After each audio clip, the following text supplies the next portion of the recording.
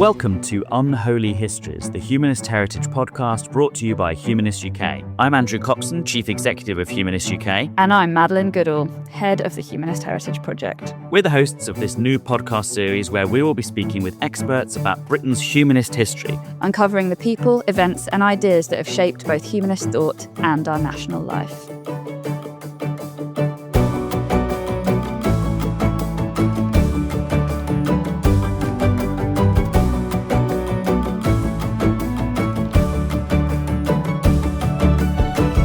In 1789, British philosopher Jeremy Bentham asked a deceptively simple question about the treatment of animals. The question is not, he wrote, can they reason, nor can they talk, but can they suffer? That question sits within a long and rich tradition, one whose seeds were planted by Victorian reformers, grew through the campaigners and activists of the 20th century, and continues to shape the animal rights movement we know today. In this episode of Unholy Histories, we explore how humanist ethics have reached beyond the human, tracing the secular roots of animal advocacy and the scientists, philosophers, writers and campaigners who helped to build it. To discuss the history of these ideas, we're joined by Dr. Helen Cowie, Professor of Early Modern History at the University of York, whose books include Animals in World History, and Dr. Andrew Fenton, Professor of Philosophy at Dalhousie University, whose publications include the co-authored The Three Pillars of Ethical Research with Non-Human Primates. And today it is just me. We're missing our regular co-host, Andrew Copson, but hopefully you'll bear with me anyway. So to start this episode, I think we'll just begin with a brief introduction to the areas of work of both of you. And thanks again so much for joining me on this podcast. So Helen, maybe starting with you, can you tell us something about the work and research that you do and what drew you to these areas of study? Yeah, absolutely. So I work on the history of animals, very broadly speaking, actually. And I guess what drew me to it was the fact that I'm really interested in animals and I really love history. So it's a very sort of simplistic explanation for how I got there. The actual route for getting there was a little bit more winding, because I think when I started doing history, sort of as an undergraduate, animal history wasn't really a thing that you could do. I didn't think it was kind of a respectable field of study. So I started really looking at sort of animals in the context of science, specifically studying sort of the natural history of animals in the Spanish Empire, sort of collecting and classifying specimens from places like Peru and Mexico. But then gradually over the past decade or so, animal history has really come into its own. More and more people are studying it. It's a recognised field. So I've felt I can sort of come out the closet and be an animal historian. Since then, I've done projects looking at animals in zoos and travelling menageries in the 19th century, which obviously has a big welfare angle to it. It's mostly quite depressing, actually. I've written a slightly cheerier book about llamas and their history. And most recently, I've been looking at animals as commodities, particularly in the Victorian period in Britain, and particularly in the context of women's fashion. So things like seal skin, ostrich feathers, animal perfumes like civet musk and ambergris, and also, as a bit of a tangent, things like exotic pets like parrots and monkeys.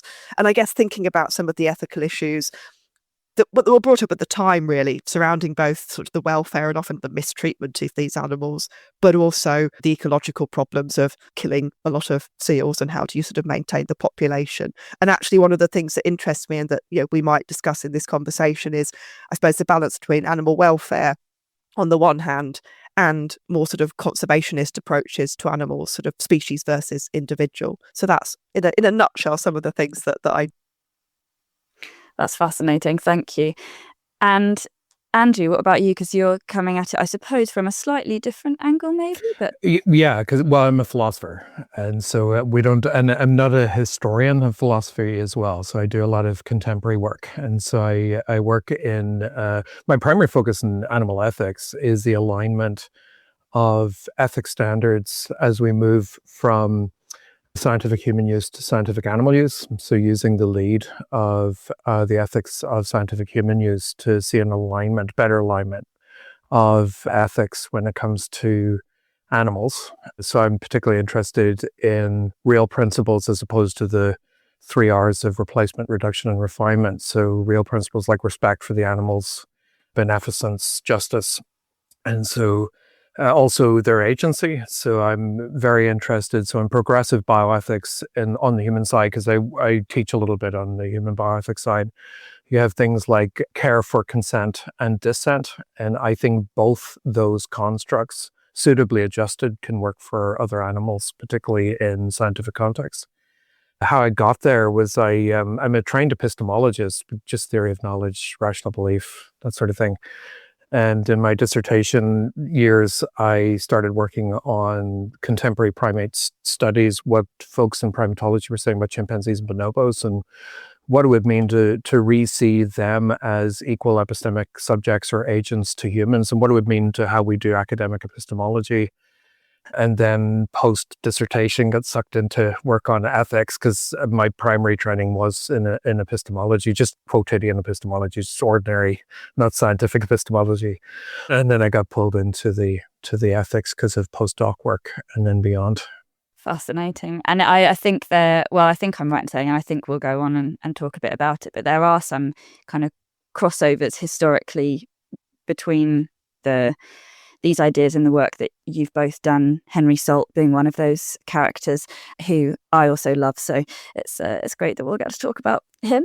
But it is really interesting, I think, and actually perfect for something like a podcast like this, where on the one hand, there is this very, for me, the heritage, the history angle, how we've got to where we are, how people have expressed these values that we maybe have now or are exploring and expanding now, and how we came to those and who are the kind of precursors of whether it's campaigners or intellectuals or whatever today. So it's really nice to have that kind of married up with this more philosophical approach, but also, applied philosophical approach about how it is that we come to those arguments and those kind of decisions about how we treat human animals, and also how that balances against those kind of scientific concerns or those wider concerns about, human welfare and how we balance those competing ideas. So it's all very fascinating to me. But it would be probably good to, I guess, lay the groundwork on this in terms of thinking about how people have explored this human-animal relationship over time. I mean, Helen, you've talked a little bit about it already in your kind of introduction to what you do and what you've studied. But it is interesting, and I think, as I say, in the context of kind of humanism and humanist history, how many of these arguments have been rooted in kind of scientific or rationalist or humanist worldviews. And similarly, how did that balance with kind of Christian or religious concerns about these things? How were those arguments reflected in the history of the development of animal welfare ideas? Yeah, I mean, I think it's a big question. I guess taking a sort of big perspective on humans and sort of knowing and understanding animals, there have been different reasons for trying to understand them and for looking into it.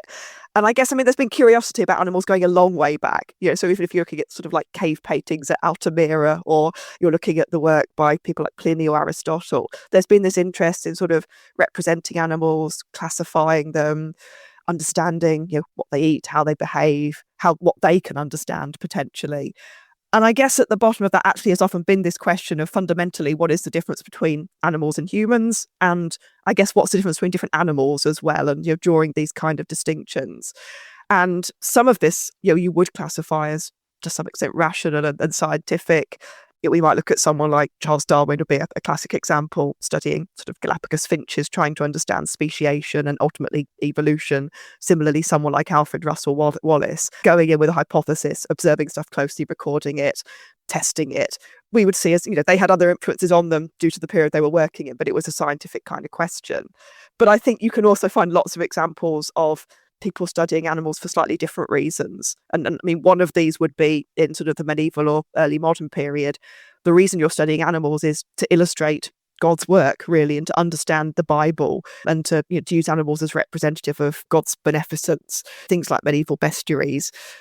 These are these wonderful documents containing lots of images of animals, including ones that don't exist, like unicorns, elephants with big sort of trumpet-like trunks from someone who's clearly never seen one. But the point of this isn't to observe the animal really as it is, but it's to sort of relate fables about it, and often to use animals as allegories. So there's a sort of an image of the pelican supposedly kind of rips the flesh from its own breast to feed its young, and this is supposed to represent Christ, for instance. And I think you have something similar when Europeans go and encounter New World animals, and it kind of blows their mind to see an anteater or a sloth. And then they're confronted with, well, there's no sloths in the Bible. How do we deal with this? How do we explain this? And people like the Jesuit Jose de Acosta spent like a really long time trying to work out, were there llamas on Noah's Ark, and those sort of questions. So there are those kind of impulses as well. It's not all necessarily scientific, but and actually a lot of people it can be both. It's not one or the other necessarily. Yeah, absolutely. That's so true, and I think it's interesting. I suppose it's kind of in a way how we, or mirrors the history that we look at more broadly in terms of the kind of development of humanist thought as we might define it now, as a kind of non-religious approach that's rooted in science and all of those things. But in the medieval world, for example, of course, they're so steeped in this religious belief system that it of course makes sense that you're looking at animals, you're exploring animals and trying to understand animals in that context, and then asking questions. But I think that's such an interesting idea, isn't it? The idea of, would this have been on the ark? Where's this in the Bible? How do we compute those? And you wonder as well, actually, if that might have contributed to some people almost the emergence of doubt in some of their minds. That's quite an interesting concept too, isn't it? And again, how that would have been expressed if it was at all, or that kind of thing. And similarly with the idea of kind of allegories and animal allegories, on the one hand you can look at those sometimes and think, oh, actually this is a very kind of humanist way of understanding this. Of course we're using animals to do it, but we are, this is almost a secular way of solving this problem or understanding this situation through these animals. But as you say, if of course they're referencing biblical stories or they're meant to stand in for religious figures, then there's this kind of flip side of the coin. So that's really, really fascinating. Andrew, anything that sparked off for you there? Yeah, I have a background in religious studies. I did my undergraduate, that was religious studies. So my mentor was South Asianist, as they used to be called, or still are called, I think. And so I have an interest in South Asian philosophies, particularly in the classical into the early medieval period. And one of the things that's striking, and Henry Salt mentions the historical Buddha. I mean, one of the things that's striking about South Asian discussions and what we would now call ethics is they are very attuned to other animals. It's not just about humans. Now they have, metaphysics that work into this, like things like transmigration, but I don't think that you have to, and I don't want to be anachronistic here, but I don't think you have to read this as wholly religiously motivated. I mean, I think they're attuned to the fact that animals can suffer, and also the positive side that they can experience positive emotional states, and that it gets raised. The ahimsa ethics principle that you see emerge in the classical period in South Asia, probably originally from the Jain tradition, is very attuned to the well-being of other animals. And I think, as I say to my students, one of the most ambitious ethics principles we've ever seen in moral philosophies. It's very hard to live by, which is why it's so ambitious.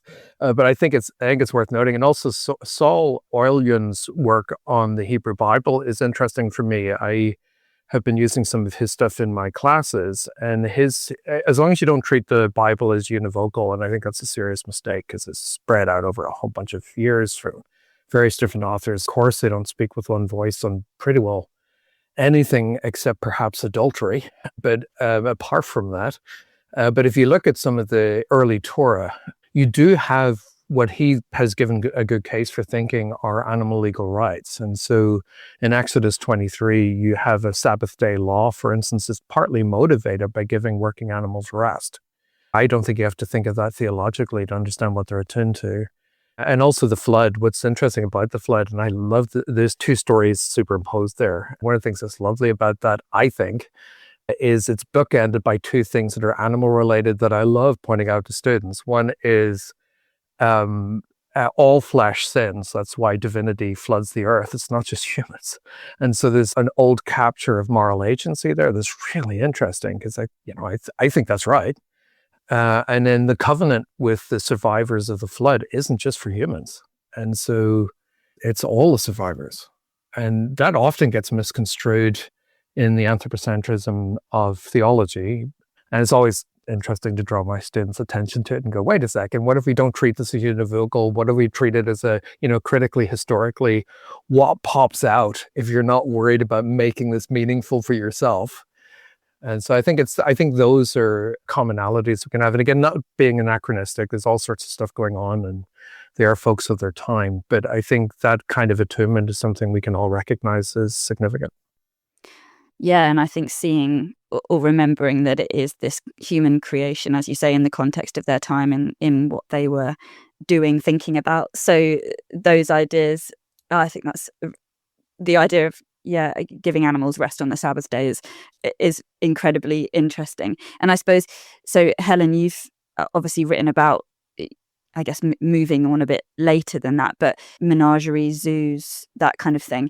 And when I've read some of the things that you've written about that, there is this really interesting, on the one hand, these arguments that came from the idea that it was against God, it was against, I suppose, the idea of stewardship to treat animals in zoos, to live feed animals in zoos.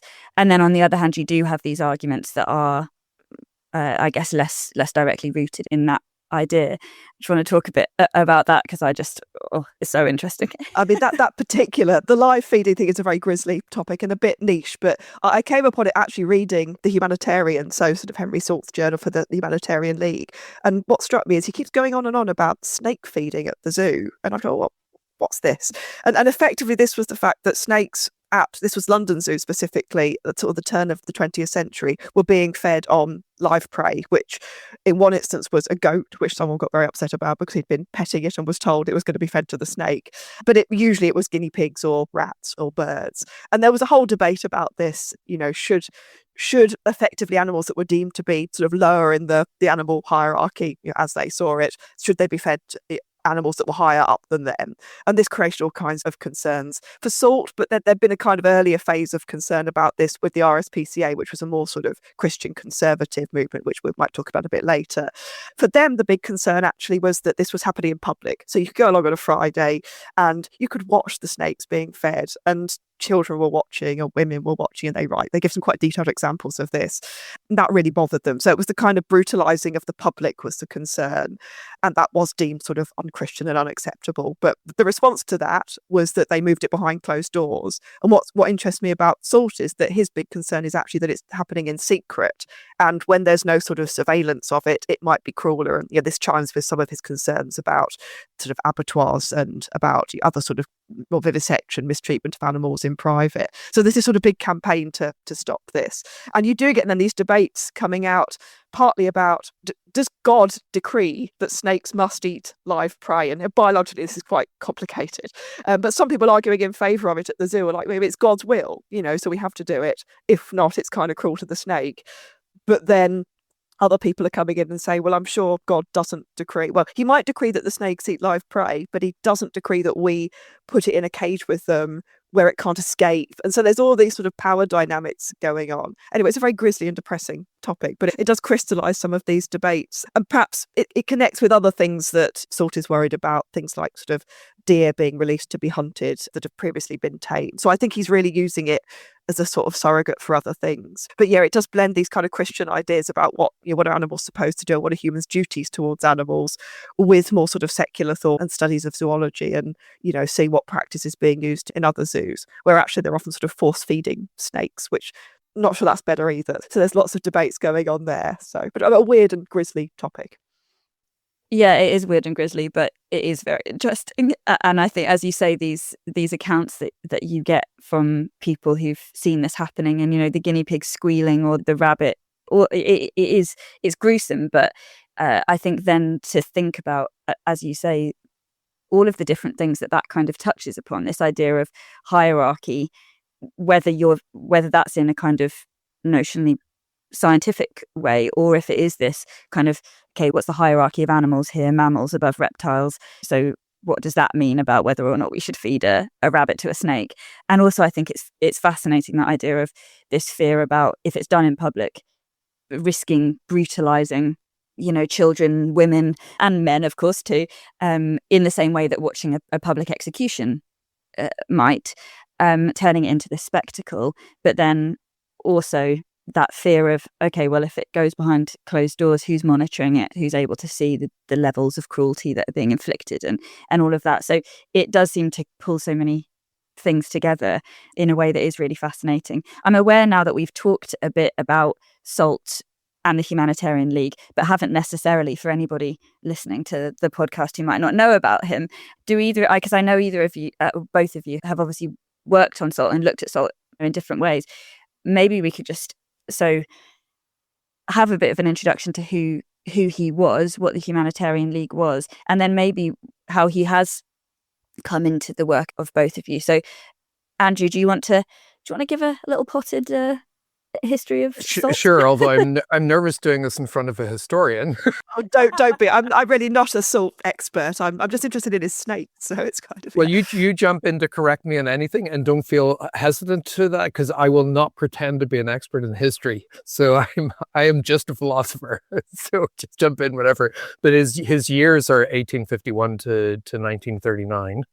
He was educated in Eton and Cambridge, and then went back to teach classics in Eton. I think those years are something like 1875 to 1884 or something like that, though feel free to correct me, Helen, if I'm getting it wrong. And if I've got that wrong, to anyone listening in the audience, my apologies. But it's something like that. He actually leaves Eton because he, over time, becomes quite taken with socialism and quite taken with vegetarianism as a part of the overall late 19th century movement of food reform. And so he lives off a pension with his first wife, Kate, and lives off the land. And they have a little garden, etc.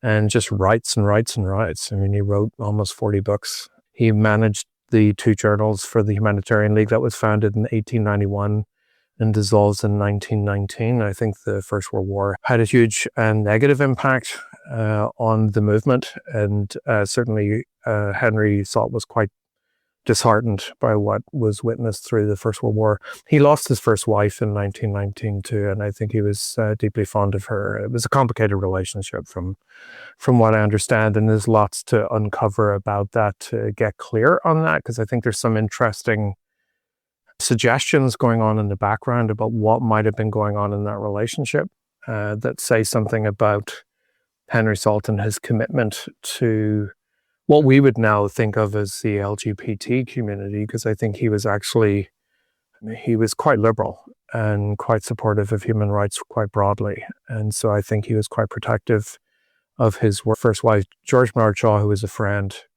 thought of her as lesbian. I think there's good reasons to think that, just from some of the records I've seen described about her. And so that's interesting in itself, because I think Henry Salt was very protective of her. He was also good friends with Edward Hart Carpenter, who was quite out of having a husband. And so he was very fond of Edward as well, and I think quite protective of them. And I think that says a lot about Henry Salt. And his interest in animals. Helen's already intimated and discussed the stuff about captive animals in zoos. He's also very concerned about domesticated animals, both as pets or companion animals and working animals, horses, cows. He's a gradualist in his ethics, and so he's for social reform, but recognizes it's going to take a long time. As his work goes on, he becomes less and less sure how long this is going to take. And so it's going to take centuries, maybe longer, to see these changes. But he's, as Helen has suggested, he's very much, he'll go for advances. It doesn't have to change overnight. He knows it won't change overnight. And so things like what's happening in private is very important, like the private slaughterhouses. The Humanitarian League is very much against that. If you're going to have slaughterhouses, they want them to be public and for having folks in them that know what they're doing. And so he's very concerned about how class in Britain works out in that. So you have lots of folks from low economic status working in the shambles, the private slaughterhouses, and he's very concerned about that, because he's very concerned about the social impact of that on the individuals doing it, as well as, of course, the other animals. And so his inclusive justice frame, because he's quite species inclusive, always has in the air, not just other animals, but humans as well. And he's very concerned to make sure that as we move forward as a society, we're committed to broad social reform, not just about animals. And we have that big picture always in mind as we work on whatever we're working on in the reform movement writ large. Does that help?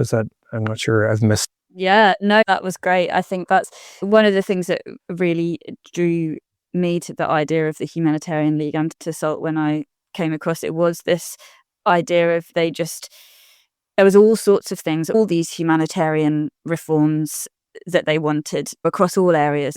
It was prison reform as well, and all of these things that were about very much, and they were linked to the Union of Ethical Societies, which is now Humanist UK. They had a lot of both sympathies between members and also direct links.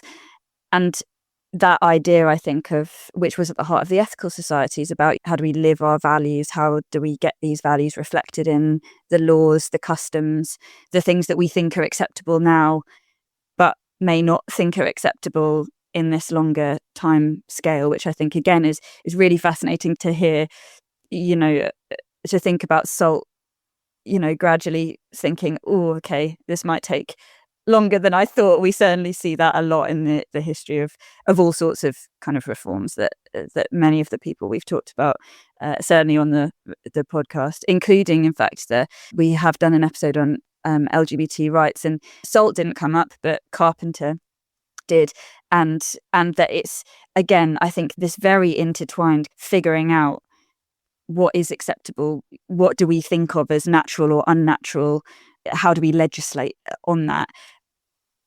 It draws these connections between these seemingly very different areas of reform. But I suppose, to me, it is when you take somebody like SALT, who was very much a rationalist, a humanist, that drawing together, rooted in these core values, and then applying those to all of these areas in which he sees injustice or inhumanity, whether that is the treatment of and the laws around homosexuality, or whether that's animal rights, or whether that's in prisons, or whether that's, as you say, the idea, and it links back to what Helen was talking about, this potential brutalization of people who are working in these areas or exposed to these things, perhaps by necessity, that have an impact on their kind of who they are and their kind of moral framework and all of those things, which, again, I think at that point where people are figuring out, exploring, certainly things like the ethical societies,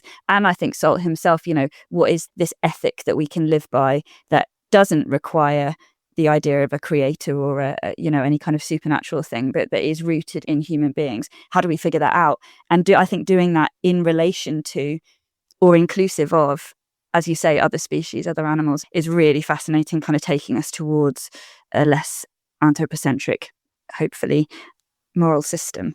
So yeah, thank you. That was great.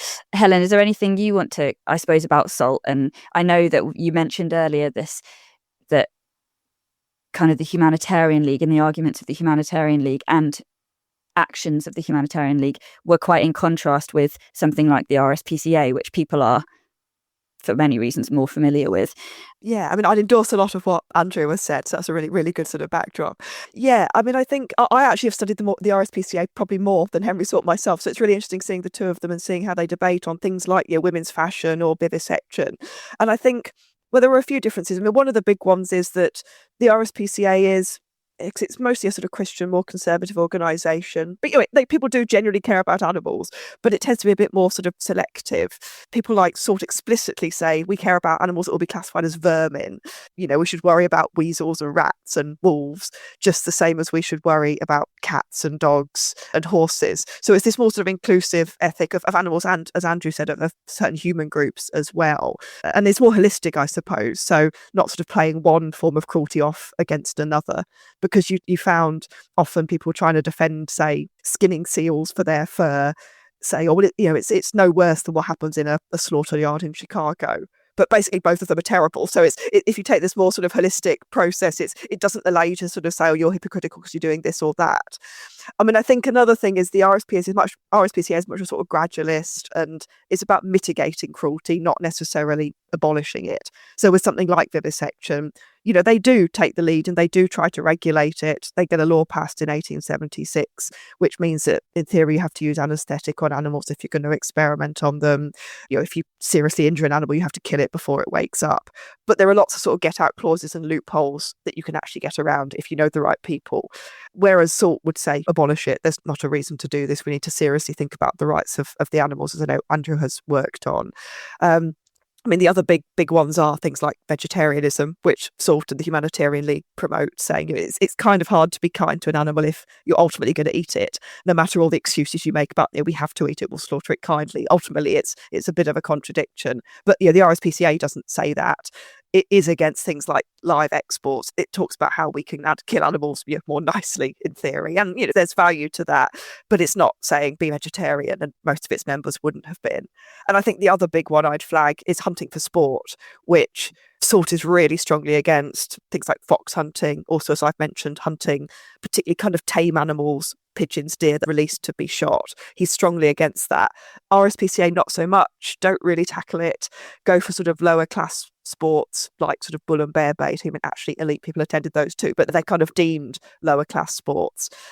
And he is willing to go for the royals, the director of London Zoo in the case of the snake feeding, the vivisectors who are sort of elite educated people. So he's more socially inclusive in terms of who he criticises, I guess, as well as in terms of who he supports.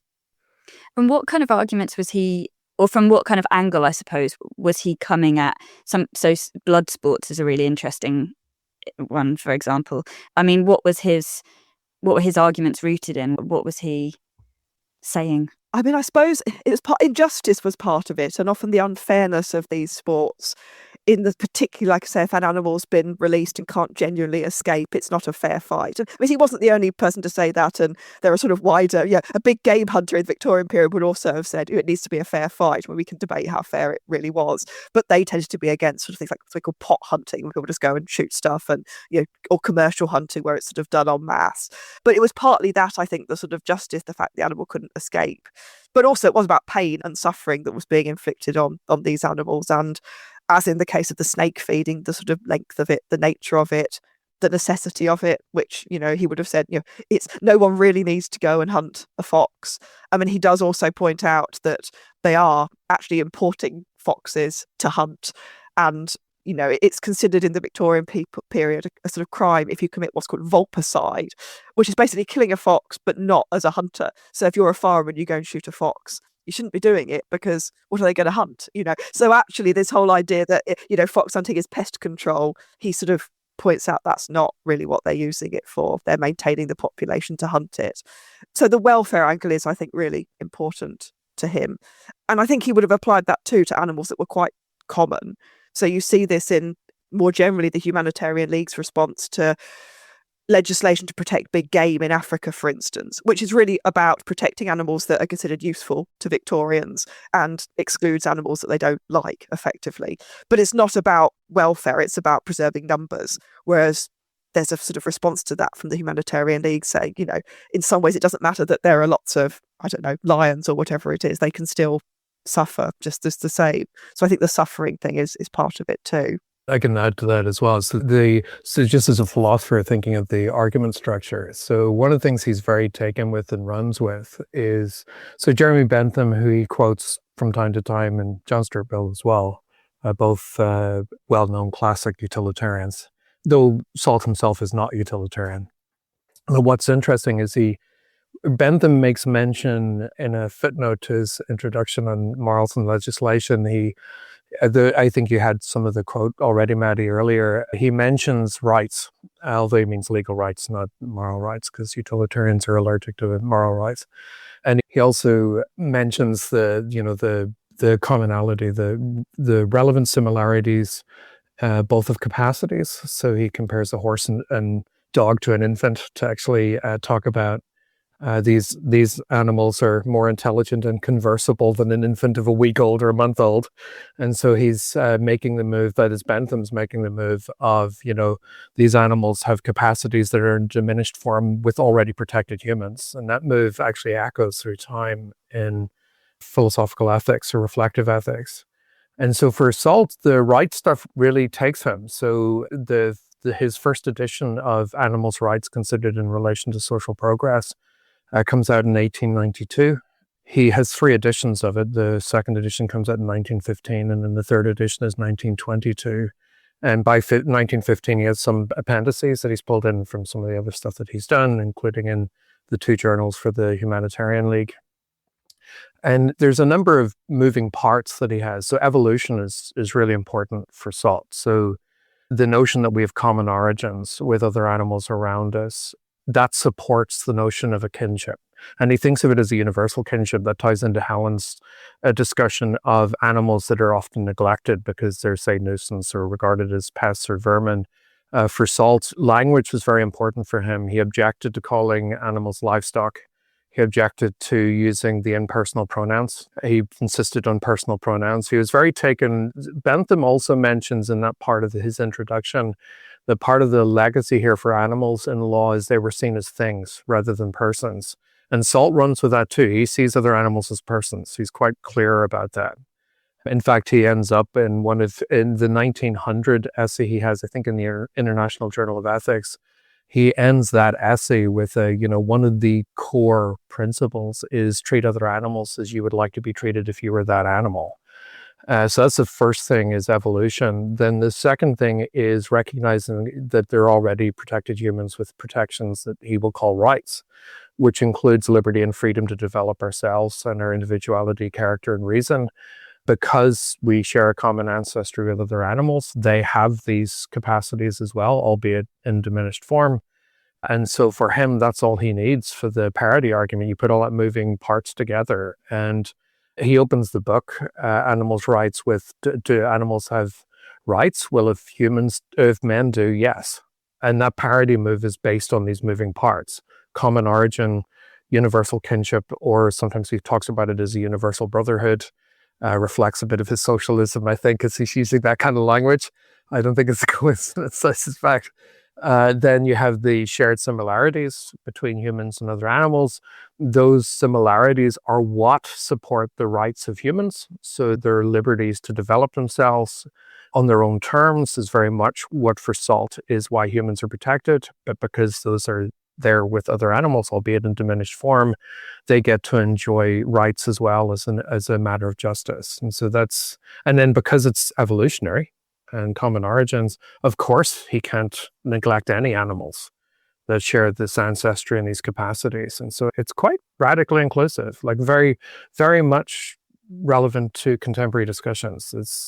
This is very much how we go now. And I think it's largely a philosophical indebtedness to folks like Henry Salt. And I suppose, so maybe Helen, you can comment in this, or either of you. Did these kind of shifts in, or these arguments, I suppose, Bentham and then later Salt, did they have a direct impact on things like, wider social attitudes and law changes, law reforms as linked to animals? Was there? Can you trace that through? I mean, I think it certainly filters into some of the discussion. They're probably less successful at pushing through laws than the RSPCA, partly because it's more conservative. I don't want to be knocking the RSPCA here. I think they're a very sort of gradualist organisation, but that works. You go for the sort of low-hanging fruit, you get through what you can. They do pass laws to protect animals in captivity. There's one in 1900 that sort of gets rid of a distinction that existed between domestic animals and wild animals, and basically allowed you to sort of beat up a hyena in a menagerie with no consequence. There's lots of, I won't go into this, there's lots of very sort of weird cases where people try to define what does domesticity mean, and they sort of get over that. But I mean, Salt is critical of some of this, pointing out that this doesn't go far enough and it doesn't include hunted animals. So you do get some movement there. You get movements to protect things like sort of pit ponies, other animals that were sort of mistreated. More legislation for things like vivisection. In 1925, there's a big act passed to protect performing animals, which was one of the things that actually Salt was very worried about, again, because they were trained in private. and also because they were often trained to do mature things. I mean, Andrew talked about allowing animals to sort of have their own natural development, to be individuals, and performing animals weren't allowed to do that effectively. So some of that filters through, and I think a lot of, more broadly, the ideas do filter through to the contemporary animal rights movement and to the way that is presented, particularly when it comes it sort of revives itself in the 60s and 70s. You get the sort of anti-fur movement, people like Peter Singer writing about animal rights and sort of animal agriculture. So I think it's very relevant today. I'm not sure how directly it immediately influences things, partly because it is perhaps too radical for some people, and it's difficult, right? You're asking people, not to eat meat, not to do things that are difficult for humans, and I think sometimes we don't want to really confront that. But I think it does filter through, again, certainly towards the modern animal rights movement and some of the questions that they're asking and answering. I can jump in there too. One of the things I'm interested in, and this is something I may lean on you, Helen, from time to time. I won't abuse the privilege that we've met, but I wouldn't mind to fire some questions to you over time as I work on the SALT project. But there are some tantalizing connections. So here's some thin ones, and they are thin. I recognize they're thin. Bridget Brophy was a writer, wrote, I think it's a Sunday Times in 1965, a Sunday Times piece on animal rights, actually puts it in those terms. What's interesting about Brophy is she gets connected to what's known as the Oxford group or the Oxford Vegetarians. These are the 1970s group that Singer gets introduced to through a Canadian by the name of Richard Keshen, who's one of my colleagues here in Nova Scotia. He's retired now, but he and I still get to chat a bit, and I've chatted with him a bit about salt. And what's interesting about this is the Godloviches, who really were central to the Oxford group at the time, were salt fans. They knew salt. Brophy introduced Richard Ryder, to the Oxford group, and he's the one that coined the phrase speciesism. So this is the connection to speciesism as a term that folks like Peter Singer popularized in the 70s on. And interestingly, they have an anthology that comes out, I think it's 1971, though apologies to anyone listening that goes, wait a second, it's not 71. I am not a historian. I am, but I don't know the dates either for half of these things. So we carefully avoid mentioning them in history usually. So. I know, I'm really bad. Sorry, do carry on. No, I'm really bad with it. But what's interesting about the anthology is Salt is quoted twice. So he's quoted by one of the Godloviches and he's quoted by Bridget Brophy because she's in that anthology. And then Peter Singer does a book review of that anthology, and I think he titles it Animal Liberation. And then a book company sees him do that and goes, will you write a book on that title? And so you've got, and even the way Peter sets up his first introduction in his Animal Liberation book, he mentions the vindications for the rights of man. He mentions the vindications for the rights of women with Wollstonecraft. Then he mentions the vindication of the rights of brutes that I think it was Thomas Taylor wrote anonymously as a caricature of rights talk, particularly women's rights talk. All of that is in Salt. And so there are these thin connections. I think they're worth pondering. I think there are these connections in the air, so that as Singer and others move off in their directions, and of course Singer is a utilitarian, and utilitarians have always been fine with rights as long as it's legal and can be justified from a utilitarian frame, always with that qualification. But you have people like Tom Reagan, who will move in more rights proper. And although he evidences Kantian influences in the way he talks about the subjects of a life, it's hard not to read Salt and see the philosophical echoes now. And so I'm confident there are thin connections that are worth exploring. But, I'm still very early on in this work, so I'm still very much trying to find the thin lines. But I think they're there. Bridget Brophy is a fascinating example, actually, because obviously she was, again, like Salt, very connected to the organised humanist movement as well, which is another reason why she's so interesting to me, as well as her, again, an activist on multiple levels. Bridget Brophy was in part responsible for achieving the public lending right, so, that authors could be paid when their books were borrowed from the library. But then she was also very active in campaigns, against things like blasphemy laws and obscenity laws and things like that, and also in animal rights and all of that.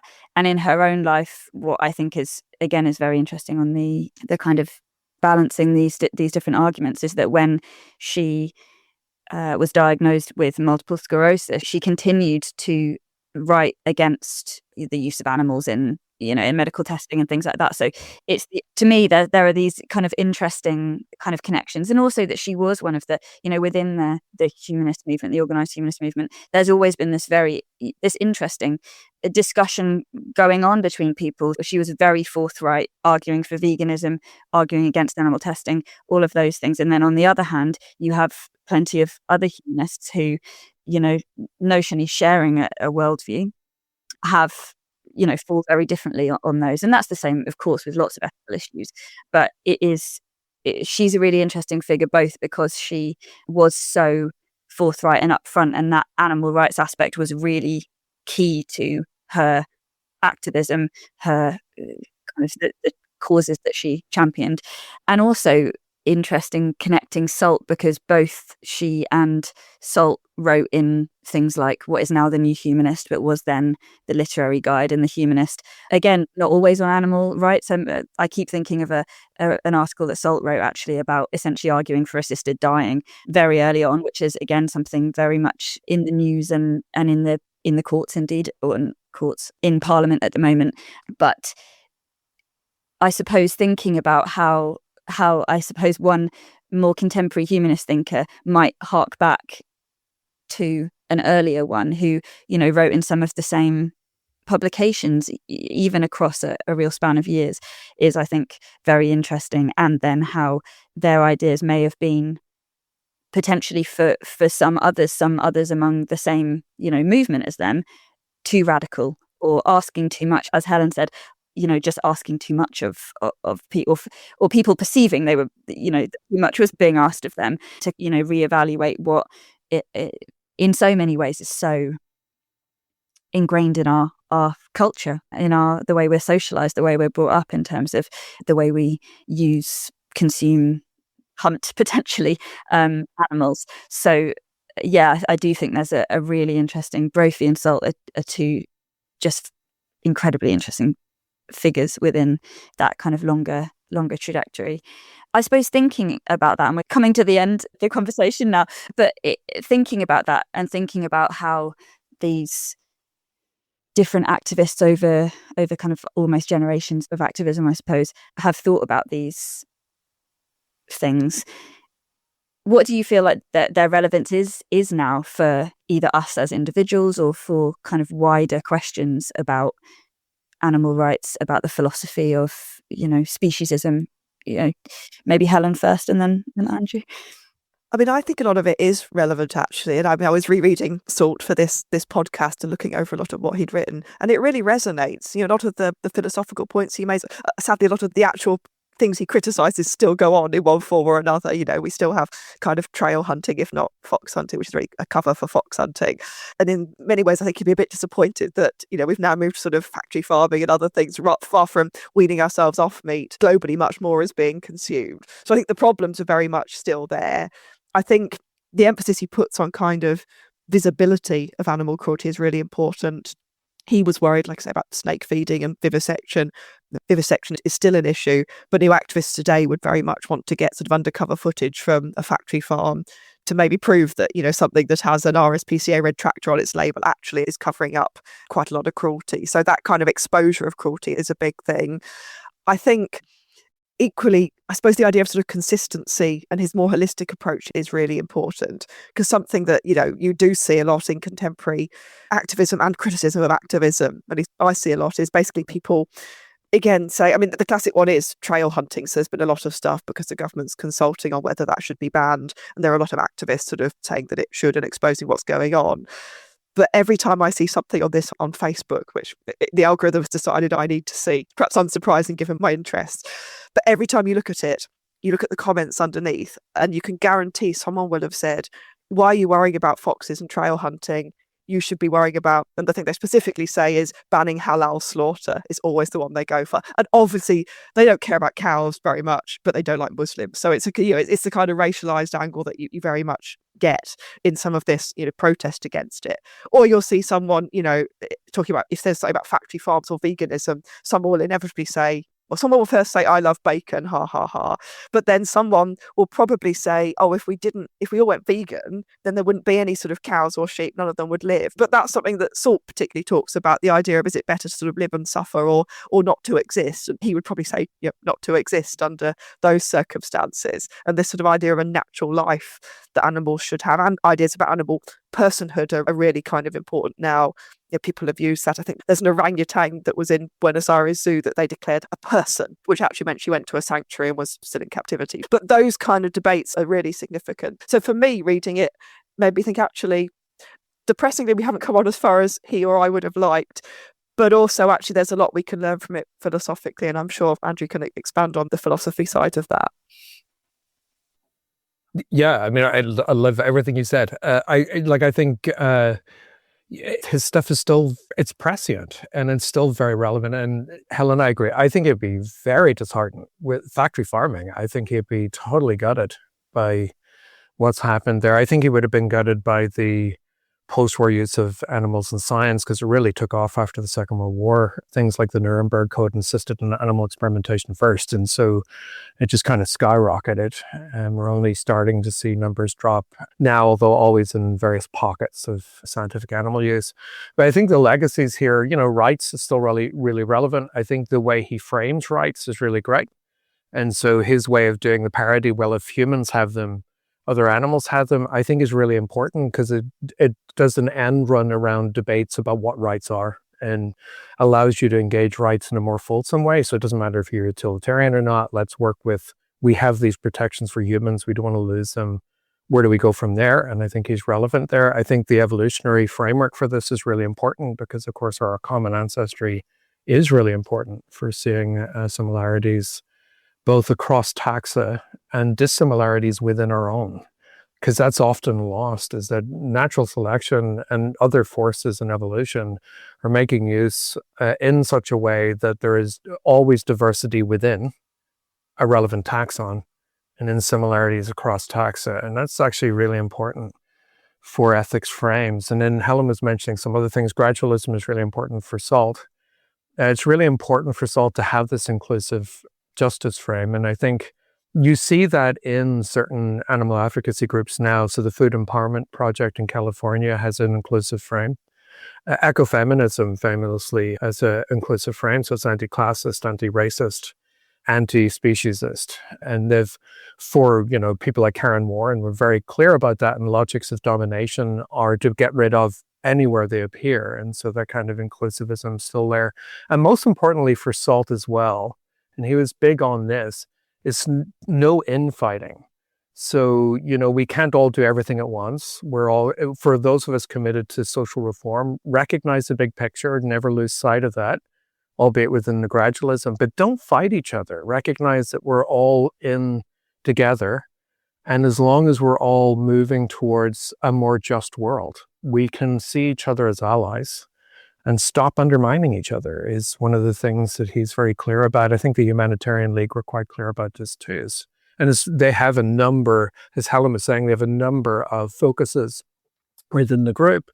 Prison reform, corporal punishment, economic equality for women, anti-classism, and then you have the animal stuff as well. You have conservation and preservation as well.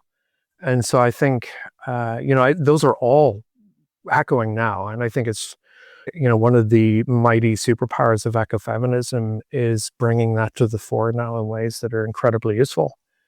I think there's lots of what goes on in SALT. You could just take it out of SALT and put it in now and go, we can run with these arguments. And I think uplifting, this is the thing, isn't it? That there's always that sense of, and as I said earlier, we get it so much when we look back at the history.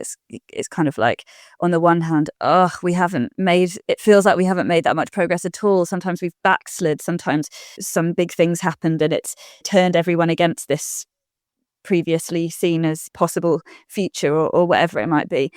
And then on the other hand, you read some of the writings of these people, you see some of the things that they did fight for and achieve, even if it did take a long time, or sometimes took a long time and then suddenly happened.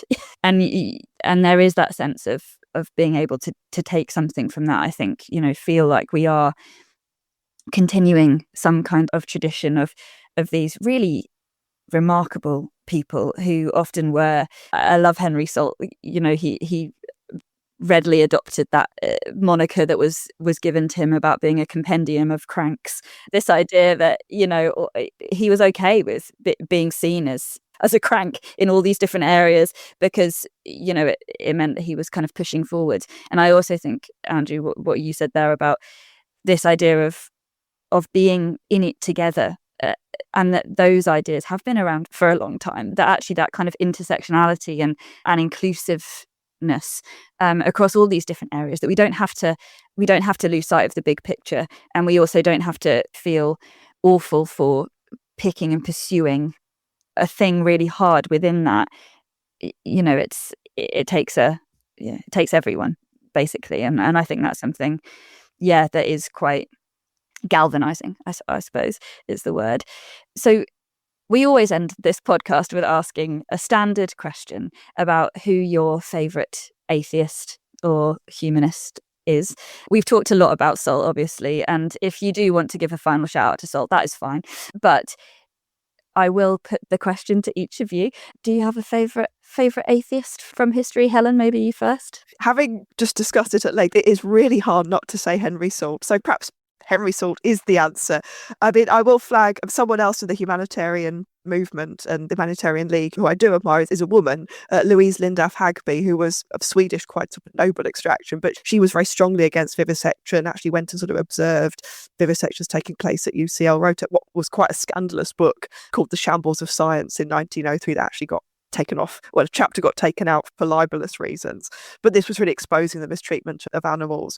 But she also then is talking about the consistency of this. So she's very pro votes for women, but she then insists that women almost sort of need to earn these votes by, for example, not turning up at an anti-vivisection meeting in a fur coat, that sort of thing, which she saw and which happened. So I think she's an interesting character, and she carried on campaigning for animals well into, I think she dies in the possibly 1960s. She lives for quite a long time, and she opens animal sanctuaries and does various things. So I very much like her. And I guess I would give a shout out to Bentham, who we've slightly probably been eclipsed by Salt in this podcast. But the main reason I love him is, well, first that he had himself embalmed, and second that he had a pet pig.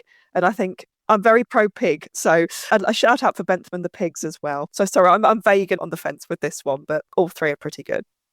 It's a good opportunity to throw some extra names in that hopefully people can always go away and discover more about. And what you just said actually reminded me of something that you mentioned earlier about this idea of making things visible, which again I think is a really key part of lots of these arguments too. And it reminds me again of something we talked about in a different episode about the British Society for the Study of Sex Psychology, who were working for law reforms in areas relating to sex and sexuality, but they talked about themselves as being a kind of light on things, shining a light on things. What did they call it? A note of interrogation they called themselves, but it was very much about doing things with the light of science, and kind of growing understandings of that. And I think there's something interesting there too about these people in the animal ethics and animal rights field were doing, in that sense of shining a light on things both literally and figuratively. So yeah, fascinating. Andrew, over to you. Well, just to amplify something you said there as well, and something Helen has said more than once as well, is transparency, right? I mean, transparency is one of the central issues in scientific animal use. And it's, that's an issue that we need to fight both on this side of the pond and on your side of the pond. And so I think that's really important to amplify. I mean, I'll go with Salt. If folks are listening and they're wondering about what to read of Salt's, because all his books are out of copyright, so you can get them free online, I would go with his Creative Kinship. That was his 1935 book. And so if you want to see, it was basically his way of doing a homage to the Humanitarian League. So it was basically, here were their fundamental aims, and here's my take on all those aims. And it's very digestible book. It's very short, and all the chapters are quite short, but it'll take you through it all: corporate punishment, prison reform, economic equality for women, animals' rights. So I'd recommend The Creative Kinship for folks if they wanted to, set themselves into Salt. He's also very anti-imperialist. And so it actually fits quite well now, language around anti-war, anti-imperialism, anti-colonialism. It's all of that will resonate with The Creative Kinship. Brilliant. Thank you both so much. That's been such a fascinating conversation. I'm extremely biased because I both find the humanist heritage element fascinating, but also as a vegan, I believe in all of these things. So it's great to have the opportunity to discuss them at length with two experts and, experts in these different but beautifully intersecting areas. So thank you both so much. This has been really fascinating. Lots to go away and read and think more about as well. And I hope that goes for anybody listening to this also. So thank you both so much. Thank you for listening to Unholy Histories, the Humanist Heritage podcast, brought to you by Humanist UK. To join, support, or find out more about Humanist UK's campaigns and services, visit humanists.uk, or you can follow us on social media at Humanists UK. This podcast was produced by Humanize Live. Find out more about creating content for compassionate communities at www.humanize.live. And you can find out more about the rich history and influence of humanism on the Humanist Heritage website at heritage.humanist.uk.